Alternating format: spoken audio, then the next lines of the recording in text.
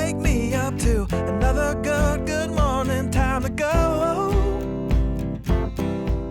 Are you ready to explore God's wild and wonderful world? Welcome to the Nat Theo podcast. I'm your host, Erin Lynham. I'm a certified master naturalist, Bible teacher, and author, and I am so excited to dive into God's written word, the Bible, and His created world with you.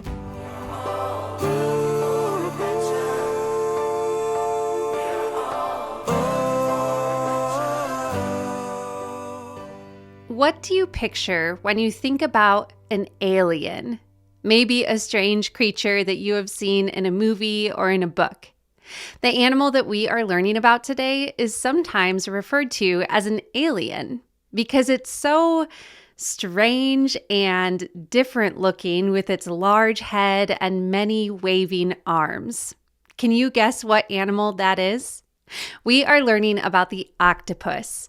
Now, I have been researching octopuses for several months, and it quickly became clear that we can't just do one episode on octopuses. There are so many amazing things about them that I am excited to share with you. So today will be a bit of an introduction to the octopus, and next week we will learn how they are like shapeshifters, changing shapes and colors. Here is our trail map. Are you ready? We are going to learn what exactly is an octopus and how is an octopus born. We will discover how many brains does an octopus have and how does an octopus shoot out ink. And finally, why does the Bible say that we are like aliens? I want to give a big thank you to my son, Zeke, who helped me research for these episodes. Before we hit the trail, let's thank our sponsors who made this lesson possible, including longtime partners of the podcast, CTC Math.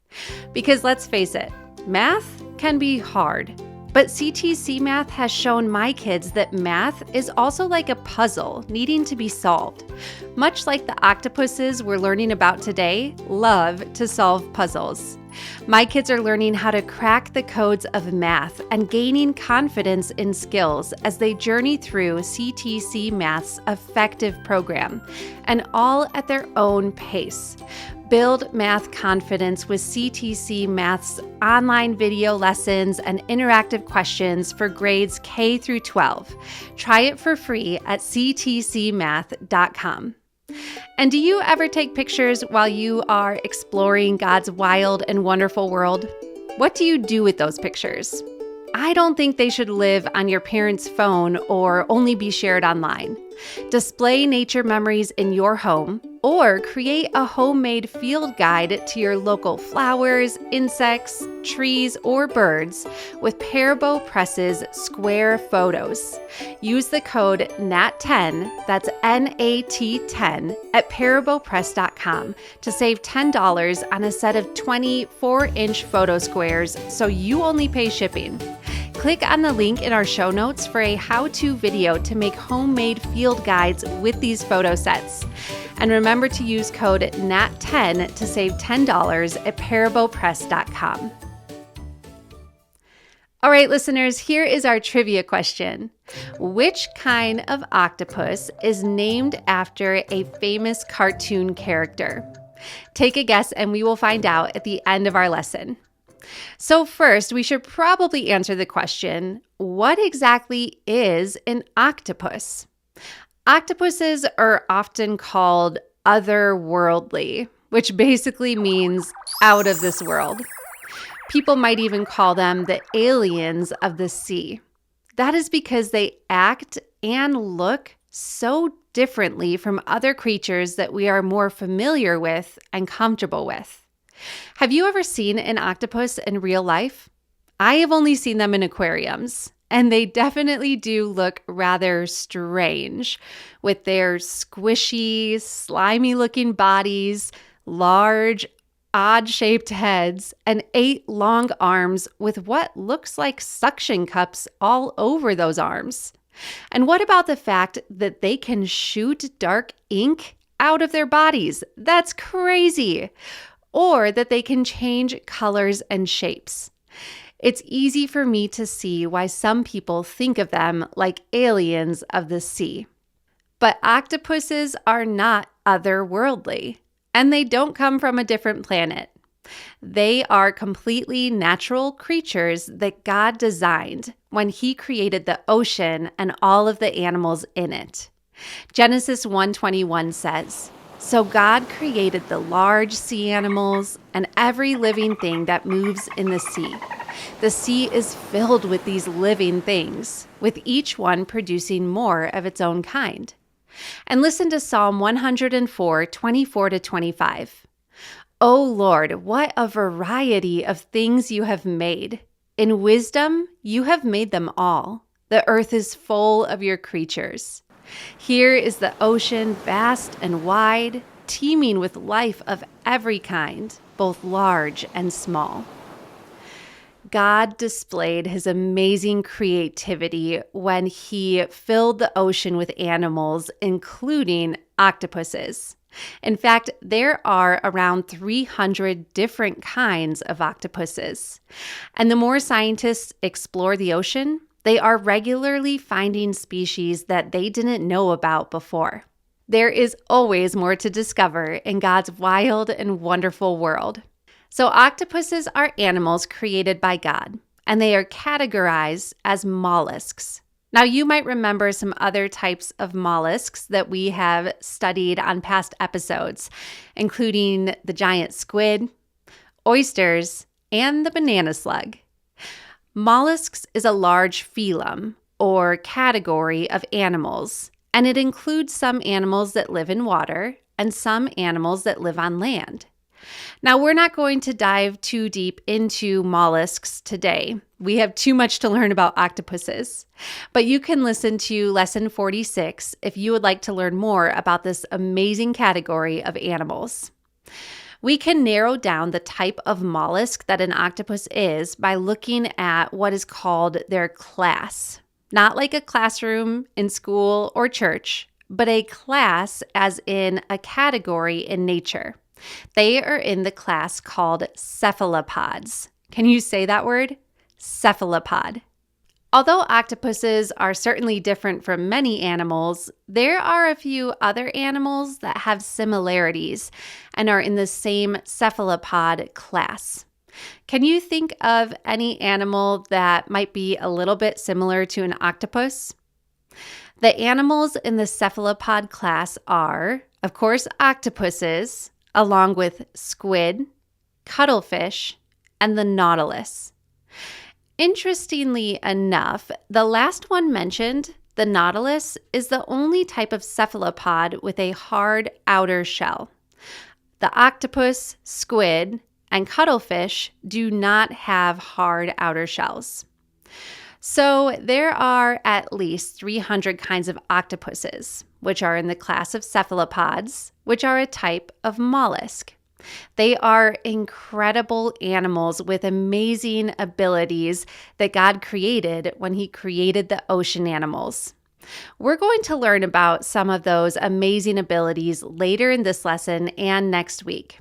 But I think it's fitting to begin where the octopus begins, at birth. How exactly is an octopus born? In almost every species of octopus, a mother only lays eggs once and toward the end of her life.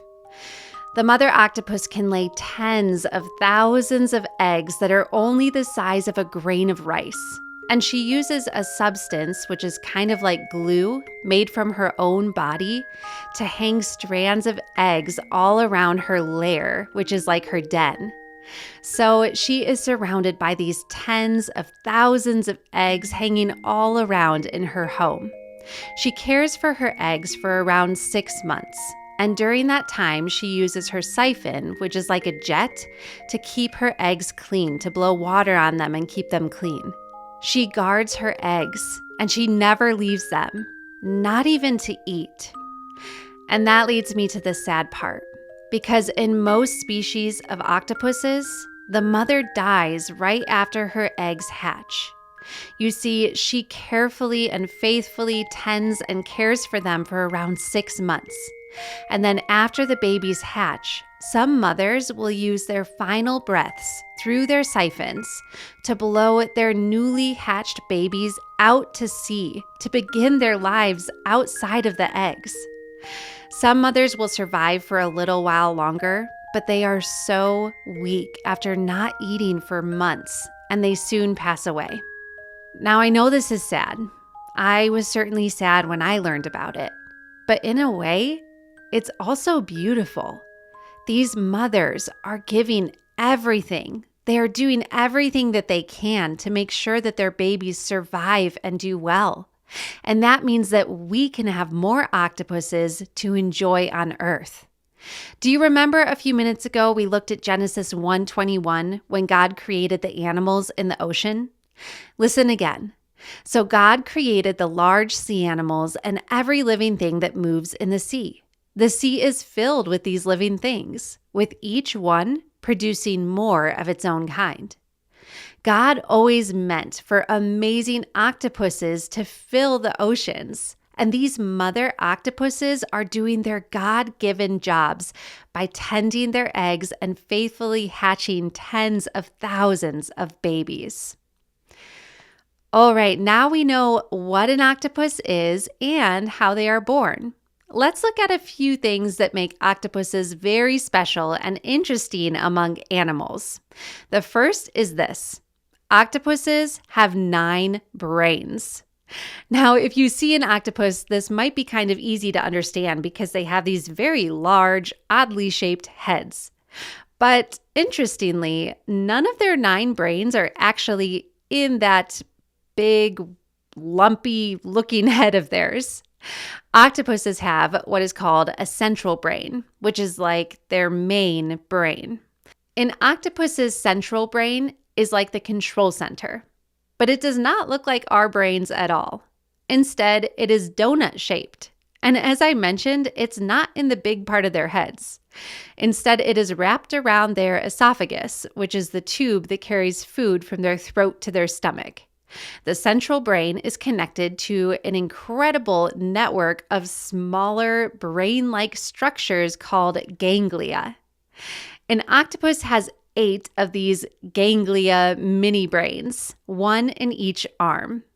They are actually clusters of neurons, which are brain cells that send and receive messages to and from the central brain. These ganglia mini brains also allow an octopus's arm to, well, in a way, to really think and act on its own. This allows an octopus to respond very quickly to things. It is one reason they are considered very intelligent or smart animals. In fact, octopuses are known to do smart things like open jars, solve puzzles, and navigate mazes. All right, so we learned about their 9 brains. What about those crazy looking suction-like things on their arms? Have you ever seen those little suction cups going up and down an octopus's arm? Those suckers are very, very strong. And depending on the species, an octopus can have a couple thousand of those suckers. One thing they use them for is to grasp and move things. So with their many brains and suckers, they can do a whole lot of impressive things. In fact, octopuses are very playful. They love being busy and solving things, probably because they have so many brains and they enjoy keeping their brains busy. Nat Theo Club members, be sure to watch the bonus video after this lesson to learn more about these suckers and how octopuses use them to play with Legos. All right, let's look at another strange thing about octopuses that you might be curious about: the black ink that they shoot out from their bodies. An octopus's ink is inside a special organ called the ink sac. The ink itself is made of a dark pigment or color called melanin. It's actually the same thing that colors your skin, hair, and eyes. Octopuses can mix that melanin color created in their ink sac with mucus to create a kind of smoke screen. You see, octopuses mainly shoot out ink to distract predators or to try and get away from them. So they create a type of smoke screen or distraction. When they feel threatened, like something might be about to eat them, they shoot out a cloud of black ink to confuse predators so that they can make a quick getaway. Now, there's something else very interesting about this ink. Some species can add more mucus to their ink to create something called a pseudomorph. That's a funny word. Let's break it down. Pseudo can mean fake or insincere, and morph can mean to change the form or shape of something. Pseudomorph means that octopuses create a fake shape of something, and that something is itself. The octopus can create this kind of blob-like thing out of its ink that is a similar shape and size to itself. Of course, this blobby ink is not very detailed, but it can confuse the predator into thinking that the ink is actually the octopus itself, while the real animal makes its quick getaway. Young sea turtles have actually been observed biting at and trying to eat these fake pseudomorph octopuses.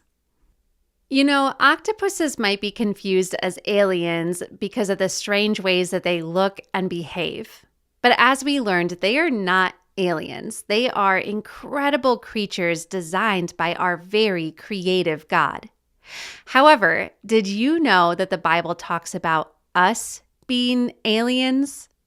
Now, don't worry, it doesn't mean funny green creatures in cartoons. The word alien can simply mean someone who is where they don't belong. They are away from their home. They are foreigners. In some Bible translations, 1 Peter 2:11 uses the words aliens and strangers to describe us. How does that make you feel? Well, the author wasn't trying to be mean by calling us aliens. Instead, what it means is that we are away from our true home with God. Let's read this verse in the New Century Version, which uses different words to describe the same truth. Dear friends, you are like foreigners and strangers in this world.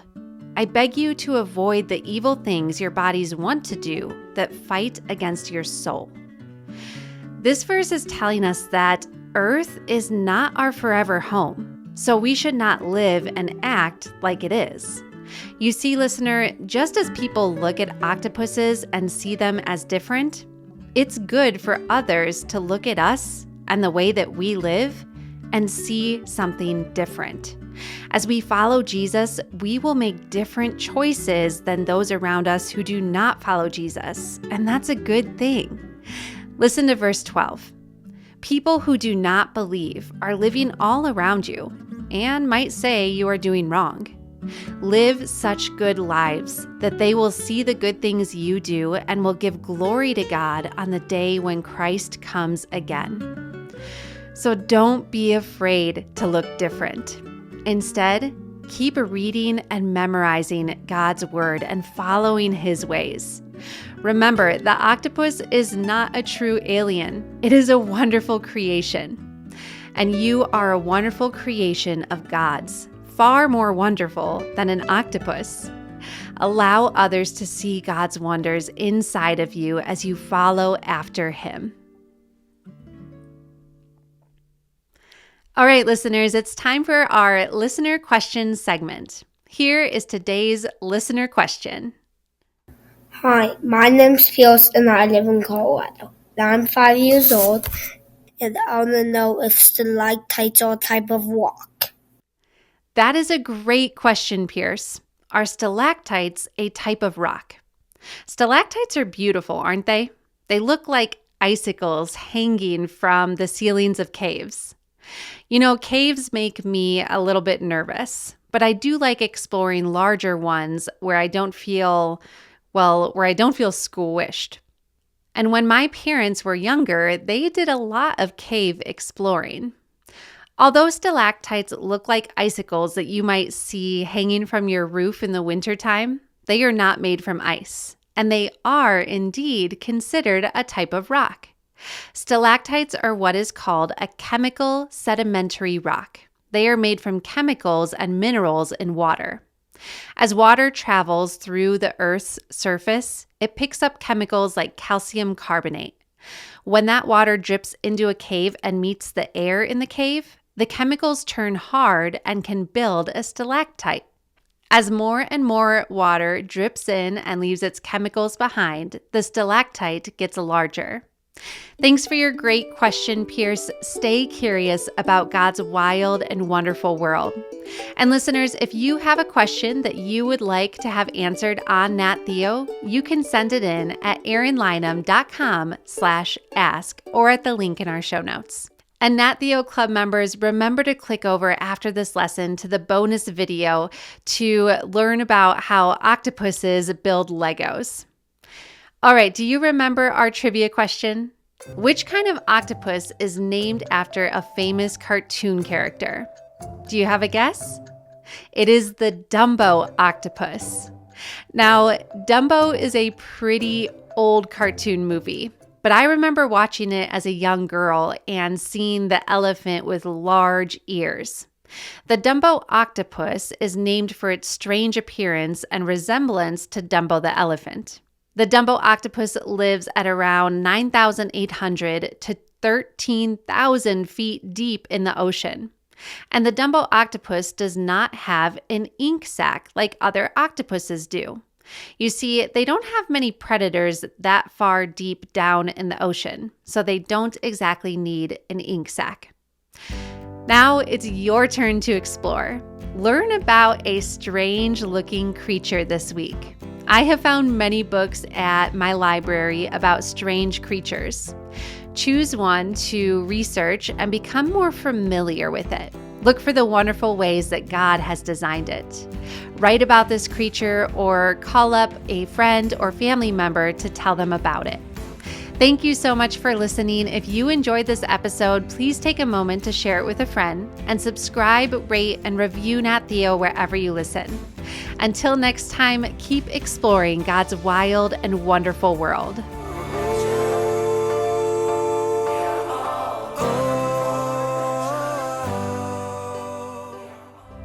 I think as parents, we assume that kids are going to just know the right way to do things. You have to teach them first and then train them by teaching them to do it over and over again until they actually get it.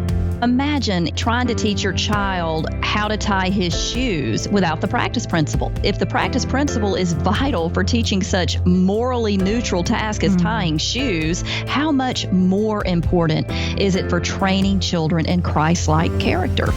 I speak to parents all the time who come up to me and they see what's happening, but they don't know what to do. And I just want to stand up and say, you can do this. Here is a solution. This is Yvette Hampton, host of the Schoolhouse Rocked podcast. Join us each week for a new episode as we offer encouragement and resources on biblical discipleship from popular speakers and authors, as well as parents just like you and me. Find out more at schoolhouserocked.com or listen anywhere you find your favorite podcast.